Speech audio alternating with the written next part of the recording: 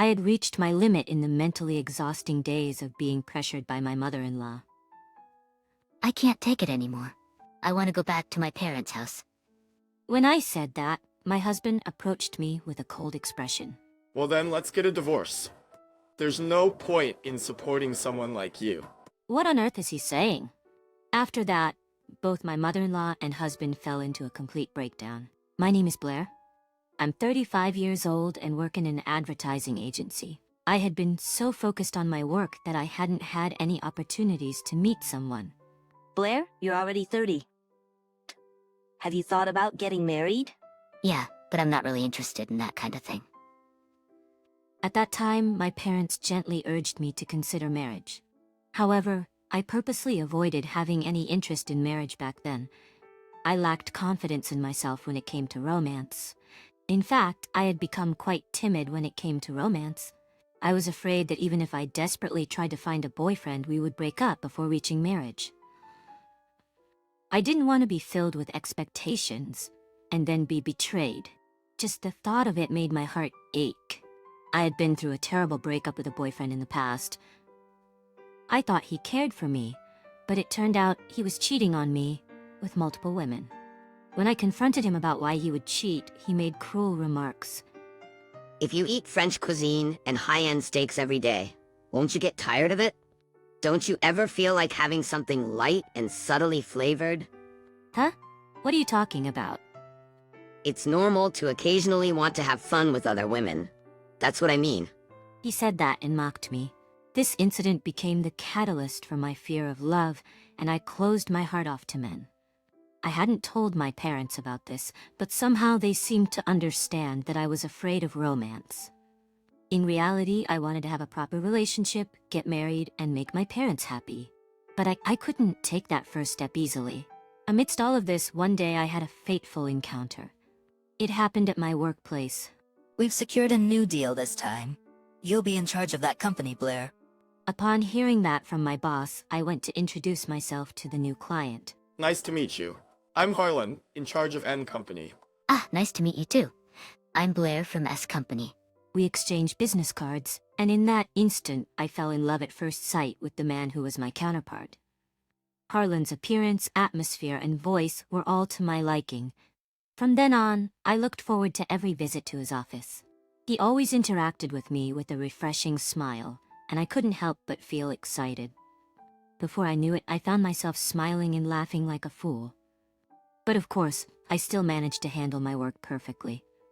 Blair, you're really capable at your job. There's a lot I can learn from you. No, that's not true at all. Oh, come on. You don't have to be so modest. By the way, if you were interested, would you like to have a meal together sometime? Whenever you're free, after things settle down with our current project. Yes, definitely. I naturally accepted his invitation to have a meal together. The old me would never have done such a thing. Strangely, I felt naturally inclined to accept his dinner invitation. A few days later, we went out for a meal after work. He was very gentlemanly, and the conversation was incredibly enjoyable. While he was serious during work, in private, he had a great sense of humor and was friendly and cheerful. That's why I found myself becoming more and more attracted to him. It had been a long time since I had developed feelings for someone. And from then on, he started inviting me out for meals regularly. Being with you, Blair, makes me feel very calm. Is that so? I'm happy to hear that. That's why, if you're okay with it, would you like to go on a date with me? A date? I wouldn't force you if you don't wanna. No way. I mean, I'd love to. Me too. I wanna go out with you, Harlan? Really? Great. Well, first, how about an Italian? There's a place I've been curious about. Yes, let's go there. I was thrilled to be invited by him on a weekend date. I even bought new clothes for the occasion after a long time. With determination, I embarked on a date with Harlan. That outfit looks good on you. It suits you very well. Oh, thanks. He praised the new clothes I bought, and I thought he was a caring and kind person. We went on several dates and became a couple. I hadn't had a boyfriend for many years, so I had some anxieties, but the desire to be in a relationship with him was stronger. He always took the lead. I felt that I wanted to be with him forever. Then 2 years after we started dating, he proposed to me. Until now, I wasn't interested in marriage or anything like that. But when I met you, Blair, I realized I wanted to get married for the first time. So will you marry me, Blair? Saying that, he handed me the ring. My answer had already been decided. Yes, yes, of course I'll marry you. And so we decided to get married. When we informed our parents about our decision to get married, they were overjoyed. Seeing my mother shedding tears of happiness, I felt a twinge of regret for causing her so much worry. I was glad that I could fulfill my duty as a daughter by getting married. We then went to meet each other's parents, and my parents were very fond of Harlan. He is such a refreshing and well-mannered person. Yes, it seems like he's working hard in his job too. We can entrust Blair to him with peace of mind. I was happy that both of my parents accepted him. We successfully completed the greetings at my in-laws, and we decided to have a wedding ceremony. Many friends and co-workers attended the wedding and celebrated joyously. I received words of blessing from everyone and experienced unparalleled happiness. After that, we went on our honeymoon to Europe, and our married life as husband and wife began. I continued working even after getting married. Therefore, we shared the household chores. On days with overtime, we cooperated and took turns cooking and cleaning. My husband had lived alone for a long time, so he could manage to cook to some extent. Even though it was mostly simple pasta, I was grateful that he made it. On our days off, since we both enjoyed visiting cafes, we would search for new cafes we hadn't been to and go together. We also went to the beach as part of a drive and had a great time together. Our newlywed life was very happy in that way. I, who was timid in love, never imagined I could have such a happy married life, so I was truly delighted. Timid in love, never imagined I could have such a happy married life, so I was truly delighted. We will continue to create joyful memories together in the future. We want to have kids too. I was thinking like that. So I never dreamed that such hellish days would come after that. 3 years have passed since we started our happy married life together. We still had a great relationship and were happy. In the midst of that, one day, an unexpected event occurred. Huh? Dad collapsed? It was a sudden message from my mother-in-law. She said that my father-in-law suddenly collapsed at home and was taken to the hospital by an ambulance. We immediately headed to the hospital. The cause seemed to be a heart attack. He underwent emergency treatment, but my father-in-law passed away. My father-in-law passed away. Why did you leave me behind? My mother-in-law, seeing my father-in-law sleeping in the hospital room, broke down in tears. Both my husband and I were deeply saddened by his death, but my mother-in-law's despair was unbearable to witness. Even during the funeral, she was engulfed in sorrow. It seemed like my husband had some thoughts as he observed her state. After the funeral, my husband approached me and said something like this. Leaving Mom alone is a concern. I'm thinking of living together in my parents' house. Huh? Living together? Yeah. Seeing Mom's despair worries me. What do you think? Harlan? To be honest, I wasn't very enthusiastic about living together. I thought about whether it was the right thing to do for the sake of my husband. Okay, let's do it. Thank you, Blair. I'll contact Mom right away. My husband said that and called his mother, deciding to move to his parents' house. My mother-in-law, feeling lonely being alone, quickly accepted the idea of living together. And so our cohabitation with my mother-in-law began. Even though we started living together, my mother-in-law still carried the heavy burden of grief from losing her husband, and she wasn't very energetic. So my husband and I shared the household chores as much as possible, trying to lessen her load. The house was bigger than our previous one, so it took a bit more time, but it wasn't a major issue. However, around 6 months, my mother-in-law's attitude started to change. Hey Blair, why are you letting Harlan do the household chores? Well, since we both work, we've always shared the household chores. What are you saying? The wife should do that kind of thing. What? And what do you mean by saying you've always shared the chores? Have you been making him do the chores all along? This is unacceptable. My mother-in-law started shouting like that. From now on, I absolutely won't let Harlan do the household chores. You will do everything. You got that? What? After that, all the household chores ended up being my responsibility. Whenever my husband tried to help, my mother-in-law would say, "Harlan, You don't need to do them. She tried to prevent my husband from doing any household chores at all. I ended up struggling with all the housework on my own every day.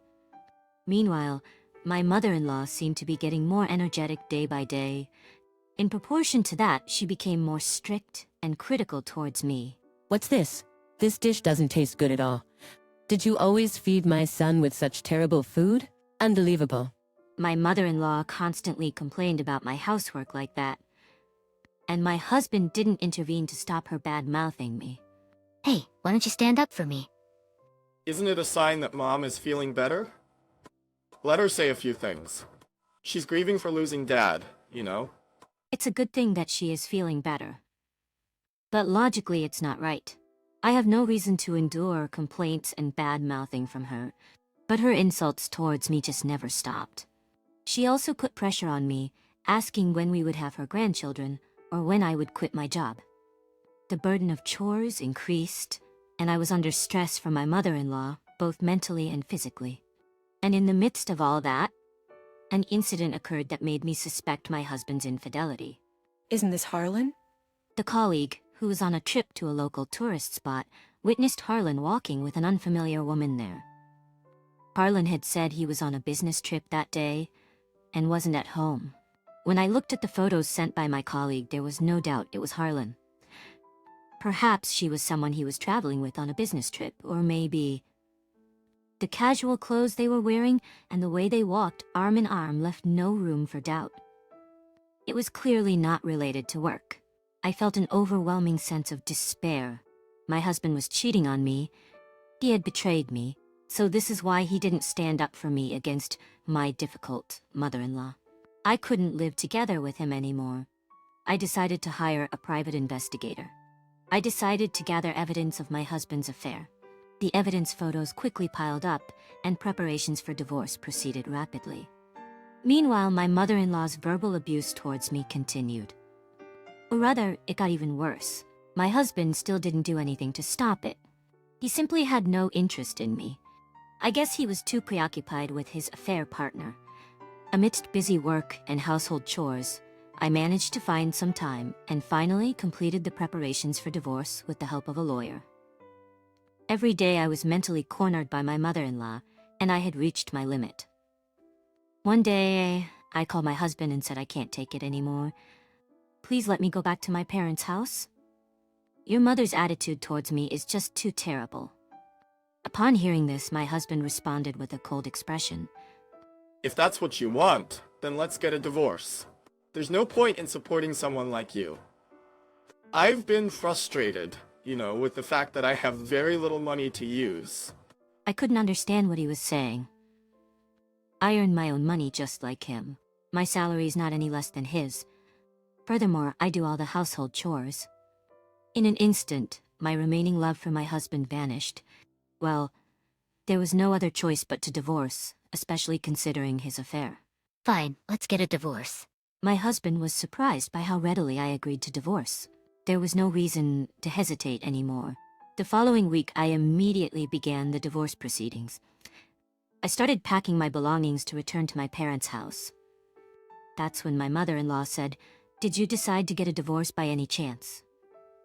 I always thought that a woman like you wasn't a match for Harlan. She continued to belittle me, and my husband joined in and laughed along. Yeah, you're right, Mom.